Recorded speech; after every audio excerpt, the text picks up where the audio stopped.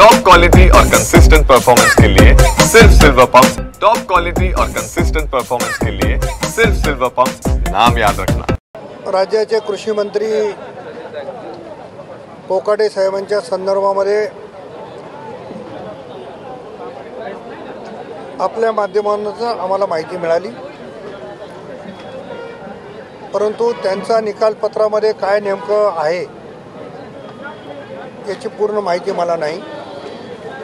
कारण मला असं वाटतं की न्यायालयीन प्रक्रिया आहे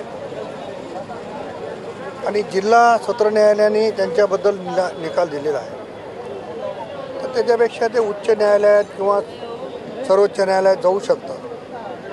त्याच्यामुळे एवढी काही त्यांच्या याच्याबद्दल करण्यापेक्षा निश्चित पक्षश्रेष्ठी त्याच्यावर विचार करायचा। काही महायुतीतले राजकीय पुढारी नांदेड जिल्ह्यातले माणिक कोकाटे यांच्या राजीनाम्यानंतर मंत्रिपद नांदेडला मिळेल अशी चर्चा करत आहे। बा त्यांचा राजीनामा घ्यायसारखी परिस्थिती आहे का, ती केस काय आहे या संदर्भात माहिती नसताना बोलणं चुकीचं आहे। पक्षश्रेष्ठी त्याच्या संदर्भात अतिशय सक्षम आहे आणि दादा असतील, अन्य आमचे नेते असतील त्याच्या संदर्भात विचार करतील आणि त्या जर असं काही घडलं तर कोणाला द्यायचं हा पण निर्णय त्यांचा असल्यामुळं फार काही वेगळा त्याच्यावर चर्चा करणं, त्याच्यावर मत मांडणं योग्य होईल असं मला वाटतं। अजित पवार धनंजय मुंडे यांचा राजीनामा जाणीवपूर्वक घेत नाहीत, उद्या 25 तारखेला मसाजोगी लोक आंदोलन करणार आहेत, काय सांग राजीनामा का घेत नाही? पहा, आदरणीय दादांनी आपली भूमिका अतिशय स्पष्ट केली। दादा असं म्हणाले की माझ्यावर अशा पद्धतीचा आरोप झाला तेव्हा मी स्वतःहून राजीनामा दिला। त्याच्यामुळं दादांना हा सगळा विषय माहिती आहे।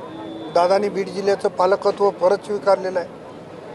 त्याच्यामुळं दादा पूर्ण अभ्यास करून त्या संदर्भातला निर्णय घेतो। राष्ट्रवादी काँग्रेस पार्टीचा आज पक्षप्रवेश सोहळा झाला, असंख्य भाजपचे पदाधिकारी सुद्धा पक्षामध्ये। अब मी मागे सांगितलं की भारतीय जनता पक्षाच्या पदाधिकाऱ्यांना आणखी आम्ही प्रवेश दिलेला नाही। आज जे पदाधिकारी आले ते इतर पक्षाचे होते, काही नव्यानं राजकारणामध्ये आलेले होते।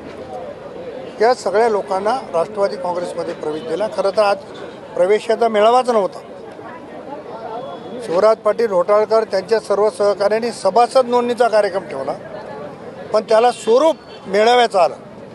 याचा अर्थ राष्ट्रवादी काँग्रेसकडे बघण्याचा दृष्टिकोन जिल्ह्यातल्या लोकांचा काय हे मी सांगण्याची आवश्यकता नाही। आणखी भाजपला मी हात लावलेला नाही। दादाचं कन्फर्मेशन 28 तारखेला आहे।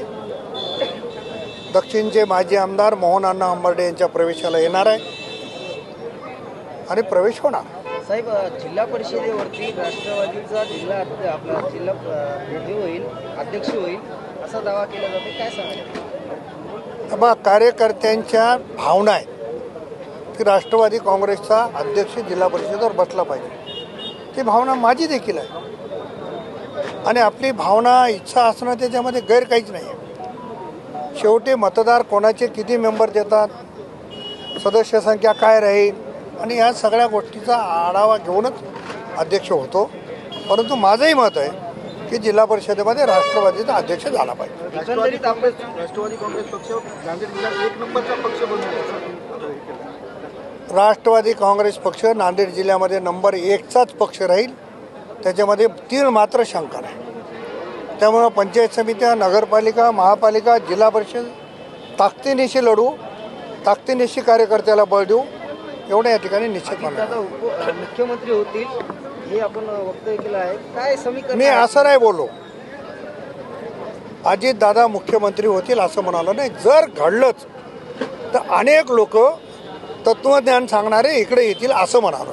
नेमकं कोणावरती निशाणा? आम्हाला तसं काही कोणाच्या नावाचा उल्लेख करण्याची आवश्यकता नाही।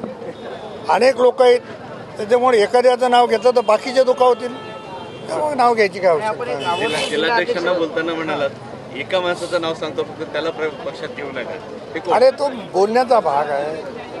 आता मी त्यांना प्रमोशन देतो म्हणाले, याचा अर्थ माझ्या हातामध्ये आहे का? शेवटी पक्षश्रेष्ठी ठरवते त्यांना कुठं ठेवायचं, मला कुठं ठेवायचं। काही गोष्टी बोलाव्या लागतात, त्या सगळ्या